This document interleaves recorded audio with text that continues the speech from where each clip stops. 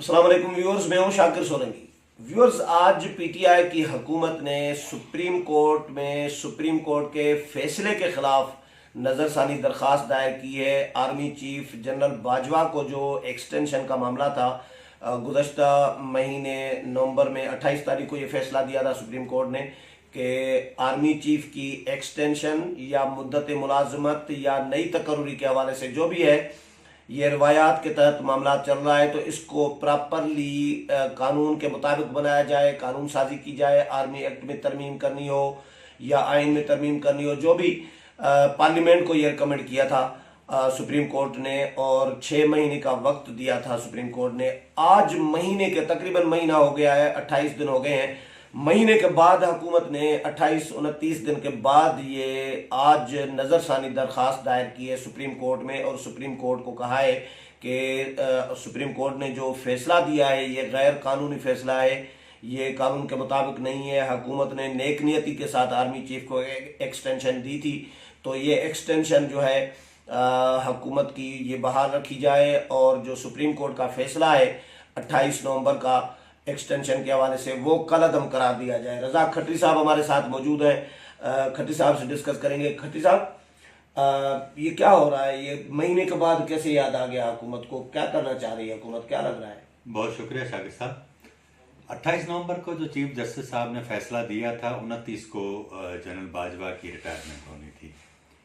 अच्छा, ये फैसला जब आया तो जाहिर बात है कि जब फैसला आया तो उस पर हुकूमत को ऐसा लगा कि उन्होंने इत्मीनान का सांस लिया।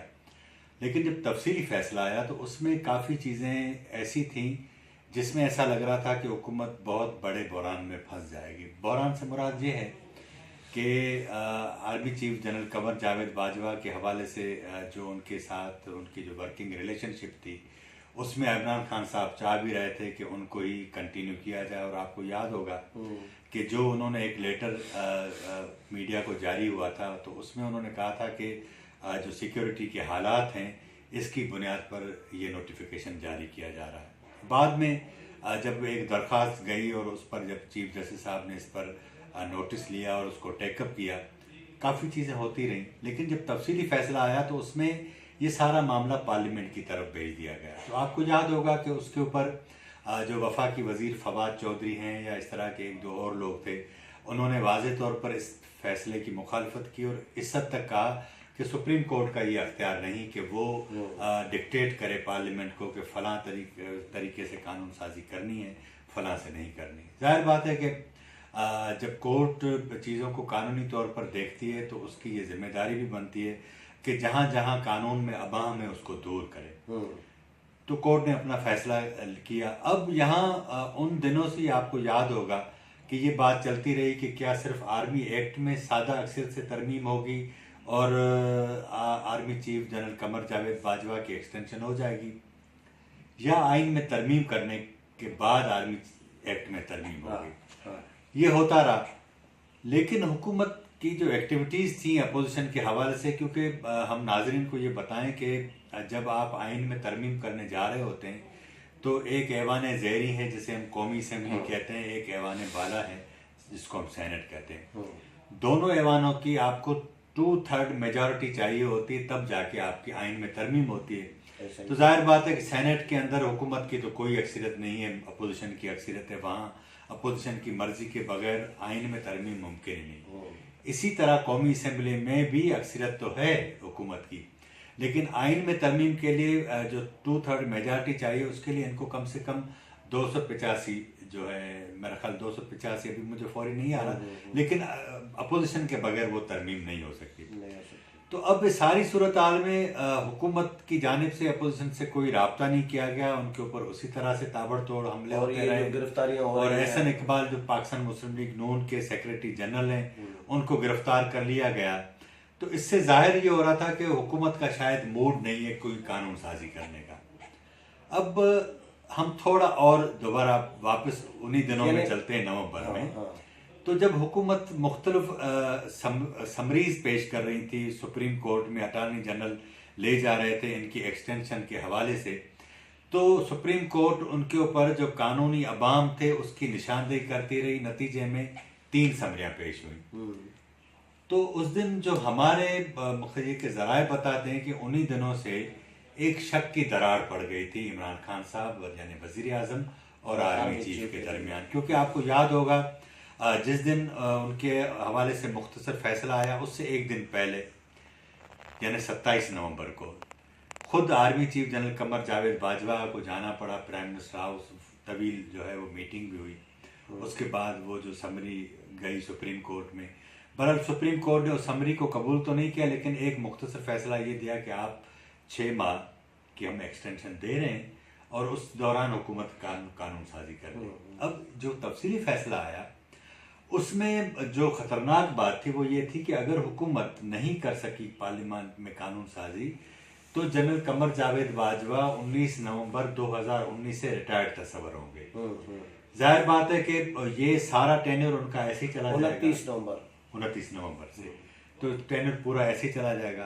तो अब जो सूरत हाल बन गई है उसमें जनरल कमर जावेद बाजवा का भी जाहिर बात है कि अना का मामला है। सिर्फ उनके इमरान खान साहब की वजह से उनकी जो ख्वाहिश थी एक्सटेंशन की, उस हवाले से जनरल बाजवा साहब ने बहुत सारे लोगों को अपने इदारे में भी ज़रूर वो इस पर राज़ी नहीं होंगे, क्योंकि उनको दूसरे लोगों को ये बताएं कि ये पीटीआई की हुकूमत अगर नज़रसानी में गई है, दरख्वास्त दायर की है, तो ये आर्मी चीफ की मुशावरत के बगैर तो नहीं गई होगी।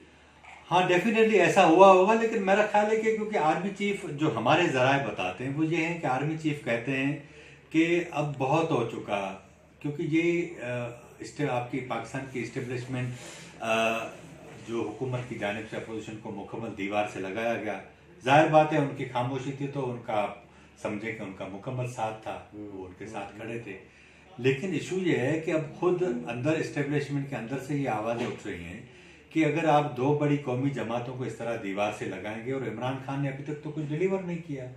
अच्छा, दूसरा ये कि खुद उनकी हुकूमत भी इस तरह का तासुर मुसलसल ये तासुर दे रही है, तो लोग आम जो तासुर है वो ये समझते हैं कि एक ऐसा आदमी पाकिस्तान की इस्टेब्लिशमेंट ने पाकिस्तान के 22 करोड़ लोगों के ऊपर मुसलत किया है, जिसने एक तो तरफ तो न सिर्फ महंगाई हुई लेकिन आपके खारजी ताल्लुकात बड़े ख़राब हो गए, आपके दाखिली हालात वो ख़राब हो गए, आपको आर्मी चीफ को मुसलसल मुकम्मल हर जगह जाना पड़ रहा है। तो ये इसके अंदर एक नाराजगी मौजूद है। इनको क्या उम्मीद है सुप्रीम कोर्ट से, क्या सोच के इन्होंने जमा कराई है, नज़रसानी दरख्वास्त दायर की है?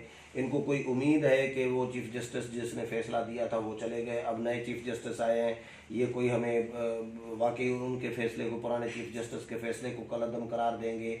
इनको क्या उम्मीद है, क्या सोच के इन्होंने किया है ये?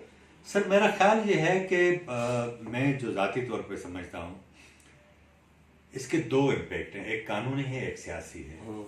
सियासी ये है कि आपको याद होगा कि जनरल मुशर्रफ का जब फैसला आया था 17 दिसंबर को, क्योंकि 16 दिसंबर को आया था ये तफसीली फैसला आर्मी चीफ की मुद्दत मुलाजमत के हवाले से, 16 को आया था तफसीली फैसला जनरल मुशर्रफ का। उसमें आर्मी की जानिब से जो उनके तर्जमान ने जो रिएक्ट दिया, जो रद्द-ए-अमल दिया, उस फैसले को मुकम्मल न सिर्फ इस्लाम दुश्मन करार दिया, इंसानी इक़दार के ख़िलाफ़ करार दिया, और उन्होंने ये भी कहा कि फ़ौज जो है वो एक इदारा ही नहीं, एक ख़ानदान भी है। अच्छा, इसमें दुरुस्त भी करूँ, आपने 16 दिसंबर को तफसीली फैसला कहा है? नहीं, 16 दिसंबर को आया था आर्मी चीफ का। हाँ, 17 को आया था जनरल मुशर्रफ का फैसला आया था। तो जब उनका ये रिएक्ट आया तो उसके बाद एक जो मुसलसल एक बड़ा एहसास जो अदलिया के अंदर पैदा हुआ वो ये था कि अगर वो एक ख़ानदान है तो हम भी एक ख़ानदान है। जाहिर बात है कि जब हम जर्नलिस्ट लोग होते हैं, किसी के पास अगर कोई 100 इख्तिलाफात हो फिर तो खड़े हो जाते हैं। लेकिन ये कि पाकिस्तान के जो मारूजी हालात हैं उसमें इस तरह की तवक्को आप कर सकते हैं कि वो खड़े रहे। लेकिन इशू ये है कि ज़रूर इसके दरमियान कोई ऐसी कोई या गारंटी है या उनको इस तरह की कोई उम्मीद नजर आती है कि मुमकिन है वहां से नहीं। तो ये 28 नवंबर में जब ये केस चल रहा था, 3 दिन हल्ला गुल्ला चलता रहा सुप्रीम कोर्ट में, बड़ा हाई प्रोफाइल केस बन गया, पूरी कौम पूरी दुनिया की नज़रें सुप्रीम कोर्ट में लगी हुई थी। तो उन दिनों में जब केस चल रहा था उस वक़्त हुकूमती जो लीगल टीम है वो सुप्रीम कोर्ट को कायल न कर सकी, तो अब कैसे कायल करेगी? सर, मेरा ख्याल ये था कि ना, जब कानून में गुंजाइश न हो और कानूनी टीम कहाँ से दलाइल देगी, एक सीनियर तरीन जो हैं वो वहाँ चीफ जस्टिस बैठे थे, उनके साथ 2 जज और थे। तो जाहिर बात है कानून तो उनको टिप्स पे याद होता है ना। जब आपको कानून होगा ही नहीं तो किस तरह कहेंगे, तो जाहिर बात है कानून में कुछ गुंजाइश ही नहीं थी, तो वो किस तरह करते। लेकिन आप देखिएगा कि आने वाले दिनों में, या क्योंकि मुझे लग ये रहा है कि मुझे हुकूमत की नीयत में शक लग रहा है, शायद वो नहीं चाहती अभी कि मजीद गंद करना चाह रहे हैं। हाँ, जिस मगर तरह ये पिछले महीने किया मुझे था। पता नहीं क्यों ऐसा लग रहा है कि वो जनरल बाजवा के खिलाफ कभी कभी मुझे लगता है कि शायद वो इस तरह के ऐसे काम कर रही है ताकि वो और ज़्यादा मुतनाज़ा हो।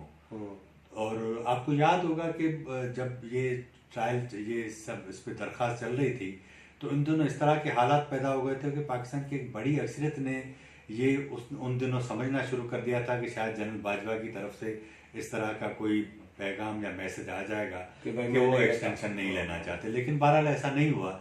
लेकिन अब जो इस तरह की सूरत आ रही है ना, उसमें 3 मफरूज़े हैं, उस पर आप कर सकते हैं।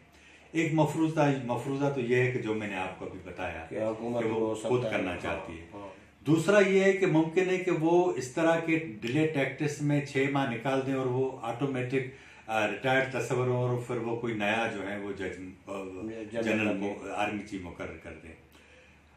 तीसरा जो है वो ये है, क्योंकि जो जिद है इमरान खान साहब की, उसमें कानून साजी तो मुझे होती नजर नहीं आती। वो उसमें फिर जनरल बाजवा को खुद ही कोई रोल प्ले करना पड़ेगा और बैकडोर तरीके से सियासी जमातों से कोई इस तरह की चीज़ की जाएगी ताकि उनको राज़ी किया जा सके। क्योंकि जो मुझे इतलात हैं वो ये हैं कि जनरल बाजवा खुद चाहते हैं कि इनके लिए जो कानून साजी हो वो इत्तफाक राय से हो, ताकि वो दुनिया को मैसेज आए कि वो मुत्तफिकात हो। ये जो आप 3 ऑप्शन बता रहे हैं, इनमें से तो मुझे एक एंगल और भी नज़र आ रहा है कि जो मौलाना ने कहा है कि ये 2-3 महीने बड़े इम्पोर्टेंट हैं, इंतज़ार करें। तो ये हुकूमत में भी तो हुकूमत के दुश्मन बैठे होते हैं ना, जो फैसले कराते हैं। नहीं, इनके तो सारे दुश्मन तो बैठे ठीक है, तो ये हुकूमत से माहौल क्रिएट तो नहीं कराया जा रहा उसी तरह। लेकिन इसमें सर ये ऐसा हो सकता है, इससे मैं इनकार नहीं करता, आपकी कोई और एडवेंचर भी हो सकता है। लेकिन मैं उसकी अभी खुली बात इधर इसलिए नहीं कर रहा क्योंकि चीज़ें हमको नाप तोल कर बोलनी चाहिए। लेकिन क्योंकि भारत के हालात बहुत ख़राब हैं और हमारी जो दोनों की जहाँ सरहदें मिलती हैं वहाँ भी दोनों तरफ से फौज है, उनकी एक्टिविटीज़ बढ़ गई हैं। तो दुआ करनी चाहिए, क्योंकि जंग जो होती है वो कभी भी फ़ायदा नहीं देती, नुकसान देती है। लेकिन कभी कभी ऐसा होता है कि ये जब दो बड़े लीडर फंस जाते हैं ना, तो अपने आप को निकालने के लिए या अपने इक़्तिदार को तूल देने के लिए या अपने सर्वाइवल के लिए कोई बड़ा ब्लंडर कर सकते हैं। लेकिन ऐसा ना हो तो अच्छी बात है। ये मामला अदालतों के अंदर एक तरफ हो जाए तो बेहतर। चले, बहुत शुक्रिया खट्टी साहब। व्यूअर्स, खट्टी साहब की राय आपने सुनी, प्रोग्राम अच्छा लगा तो हमारे चैनल को सब्सक्राइब करें, प्रोग्राम को शेयर करें, लाइक करें और अपने कमेंट्स भी करें। अगले प्रोग्राम में फिर मुलाकात होगी, तब तक इजाज़त चाहता हूँ। अल्लाह हाफिज़।